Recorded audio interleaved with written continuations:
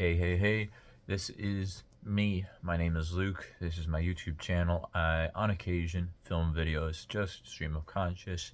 I tend to do it on full moons. I didn't do it last full moon because I was traveling and able to witness the total lunar eclipse as it passed through Texas, and so that was a very cool experience. But that's not what this video is about. These videos are more reflective and self-critical in a way as I try to navigate and scrutinize over my life, and of course we talk about things like society, and we talk about things like philosophy, and we talk about things like what am I doing with my life. And let's cover some bases. I am 25 years old.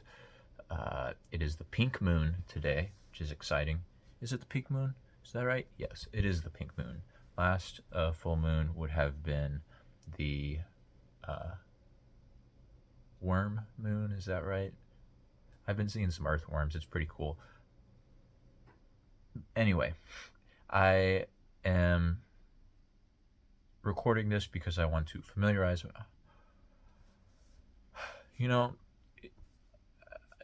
like recording videos is great, but recording videos about recording videos is something that's always irked me, and yet it's difficult when starting a video such as this one not to ramble and let the preface of the video take over everything, especially with videos that don't really have a point per se. It's easy to ramble, rant, get off topic, find a topic, any topic, and just kind of riff on it, and that's fine, and that's constructive, I think, to some extent. But it's also, I miss having a goal, a clear cut goal, and that's something I like about hiking, which is one of the things I was able to do during my travels. I was able to hike, and that's something, as someone who grew up in the Midwest, in the Great Plains of North America, I never really had the opportunity. I would obviously go on walks. Walking is great. I think everybody should walk. It improves your mood.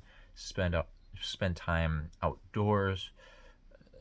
There's a lot of benefit to that. But there's an additional benefit, I think, to taking a step further away from civilization, even if only for a week, for a day, and being able to feel and experience what it's like to be in nature. And that's something that we don't necessarily have access to, especially in cities. I mean, in more rural areas, in more naturally well tended to parks. And here we are. I'm searching for a point. The point is that I am struggling to structure my life in a way where I have goals, and that I can clearly measure myself against those goals without adding unnecessary pressure to myself in my current situation. Doing all these wild hand motions. And so there's a teleological, goal-oriented issue embedded in my life right now that I'm trying to overcome, and we don't always have these clearly defined goals, and a lot of goal problem solving that we get taught, or that we are told through stories, is well, this is like the hero's journey, right? The call to action. But usually in those quests, there's a clear, you are here and you need to be over there. This is the ring. It is fundamentally evil. You need to make this trek and travel to that volcano and throw it into the fire. I mean, that is complicated, but it's not that complex, right? Because it's A to B, done, mission accomplished. Whereas in the real world, you're often trying to figure out what the goal is while you're in the process of trying to achieve the goal, or something that might look like the goal. You're trying to figure out what you're doing as you're doing it. It's like constructing a ship on the open sea while you're sailing. So you need it to be functional. You need a working system, in other words. You need it to be functional yet you're also trying to streamline it and figure out what you're doing and also where you're going. And so you could think of success in this way of knowing who you are, and where you need to be, and where you are in relation to that, because then you can measure your progress and hopefully build in some like feedback mechanism that allows you to experience the pleasure of making progress toward a goal, because really the surplus enjoyment comes from the journey, right? This is the tired old cliche. It's not about the destination, it's about the journey. The journey is the destination. There's this, but what does that actually mean, and how does that actually relate to us in the 21st century as young adult? Oh, I'm speaking to myself here. As a young adult, well, you often get this impression that you need to know everything about everything before beginning anything, and that's frankly just not true. And it can be analysis uh, leading to paralysis. It can also just be like over preparation but never taking the first steps, or some things just need to be learned through experience. Experience is the great teacher. It is the master communicator. I don't, these things are trite, probably true, at least in some contexts. And it's obvious to me, at least, that in a world where everything is becoming more a product and a commodity, and kind of we're separating and mystifying things from their natural material processes, and we're trying to think that we're above nature, or that there's like humans and then there's animals. There's like weird distinction there, like the artificial versus natural, as if stuff that humans make are not made of natural materials. But again, it's still gesturing at the fact that there is something very unnatural about microplastics being in everything, the rainwater, uh, human placentas. It's a depressing fact, but it's true. The idea that humans are separate from nature is in large part a leading cause to, I believe, a large leading cause to the destruction of nature that we see, because we create this us versus them mentality, but it's man versus nature, or humans versus nature, if you're trying to be more gender inclusive, which I am. And, well, there's a topic. I would like to I'm very much drawn to these culture wars on YouTube. I spend a lot of my time earbuds in ear listening to different public intellectuals talk about various things, and I would like to get more involved, and I would like to make specific responses, and I do think I have some more formulated thoughts on this that I do want to kind of mold into a video that will videos. But I'm still learning the process, obviously. My life is pretty messy, and I am trying to get organized. I'm trying to create goals. I'm trying to figure out where I want to go, and it's taking so long to get moving because, on the one hand, yes, I do want to make sure that I'm moving in the right direction. It's important for me to act in accordance with my values, and I don't think I'm necessarily unique in that respect. But it's also important for me to actually make meaningful progress, and so I'm kind of stuck in this situation where I'm either overthinking, or, I mean, there is merit to acting without thought, but that can also lead to problems down the road. It's like, well, forethought is an afterthought. We would have known what to do before this all happened if we had done it, but we didn't, so we didn't know. That kind of idea of the owl of Minerva spreads its wings at dusk. Hindsight is 2020. That's just a fancy way of saying that. If you're into dead German idealist philosophers, the point of this video is not just to ramble, it's also to kind of lead me mentally to a specific point where I feel like I've made some progress. And it's a type of meditation, you could say. It's just a type of contemplation, rather. And I am coming to the conclusion of something I've already known for quite a while, but I've forgotten, which is that action is really important, really profound. I know, but action doing something, like taking initiative and moving matter. That's something that, as important and positive as it can be to work on our mentality, that ultimately is only in service of our materiality, in the sense that we are bodies in motion, we are moving, we are alive, we are animated, and we need to, eat, sleep, exercise, get sunlight. There's different things we need to do to survive, and those things are not just being, but active tense, doing. And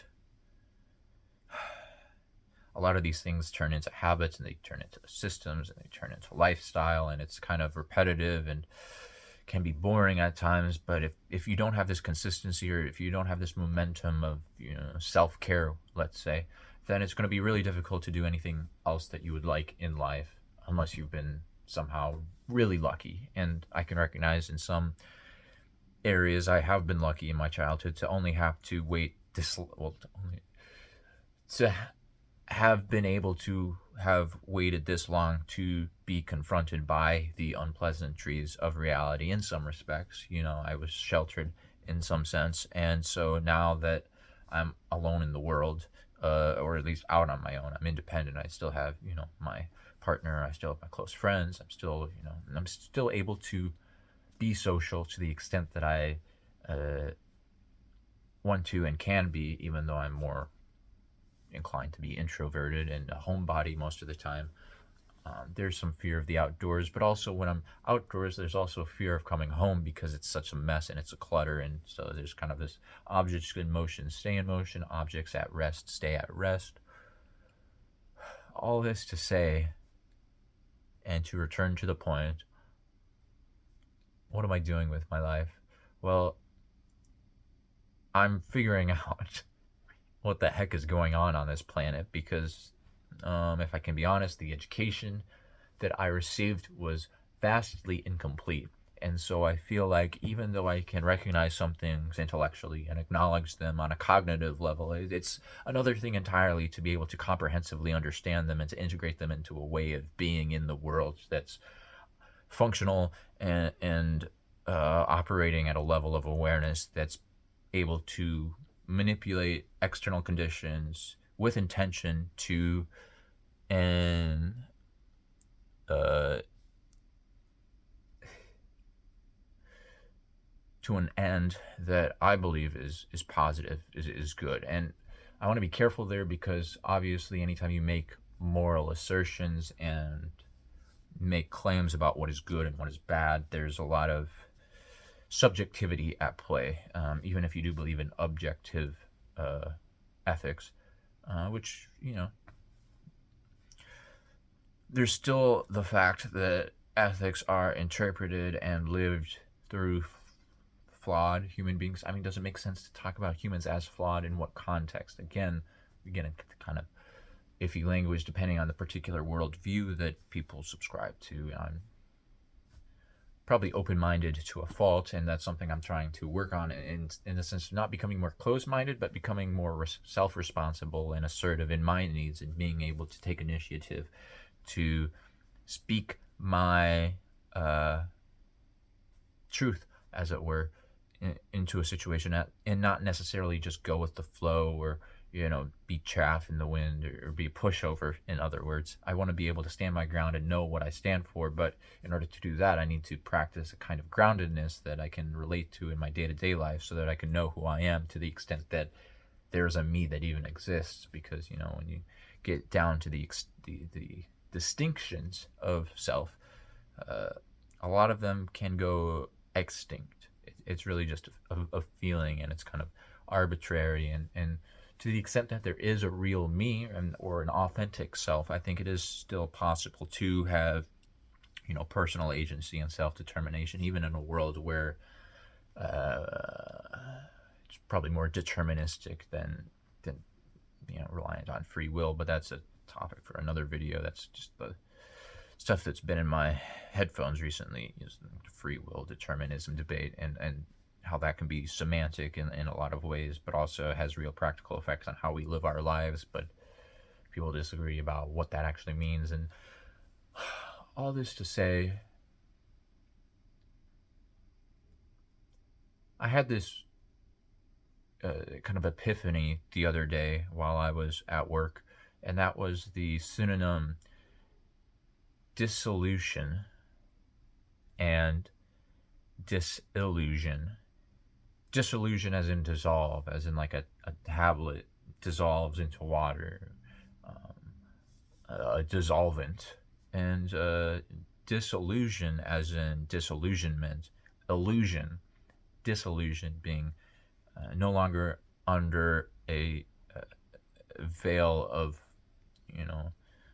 false consciousness, or also just kind of like being bummed out or disappointed by something you thought was true but actually isn't. So I was thinking of like ego dissolution, as in like dissolve in a tablet. Ego dissolution, being dissolved. I'm dissolved into my surroundings. I'm a part of the universe.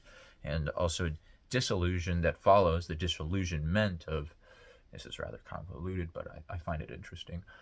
Disillusionment in terms of, well, if we live our lives with a very strong sense of self and then we are confronted by an ego that dissolves in front of us, and by ego I just mean like self, or whatever conception of a person we think that we are,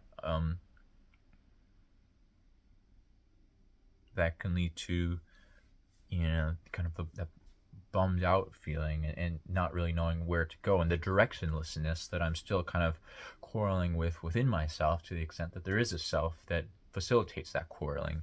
And if I want to take a logical approach to this, I could say, well, just because I am subjective does not mean that I am not a part of the universe. I exist in the universe. I have a body.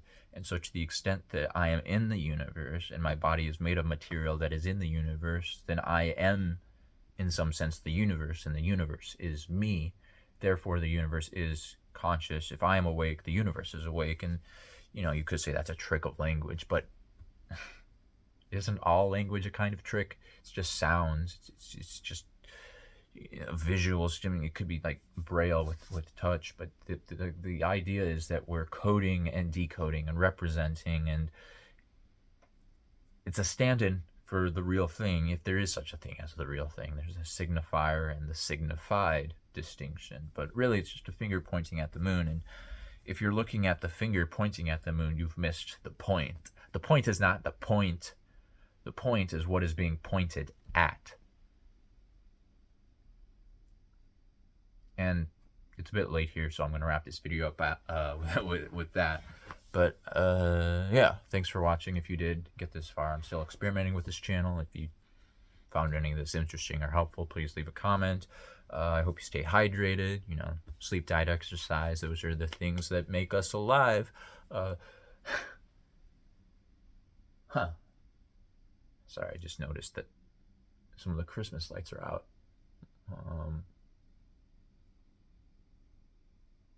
Yeah, thanks for watching. Leave a comment, do your thing, or just move on to the next video and forget about me forever. Honestly, that's okay. But I'll be here whenever you want to check in, and I'll hopefully have more videos and more structured videos in the future. But for now, I'm just kind of spitballing.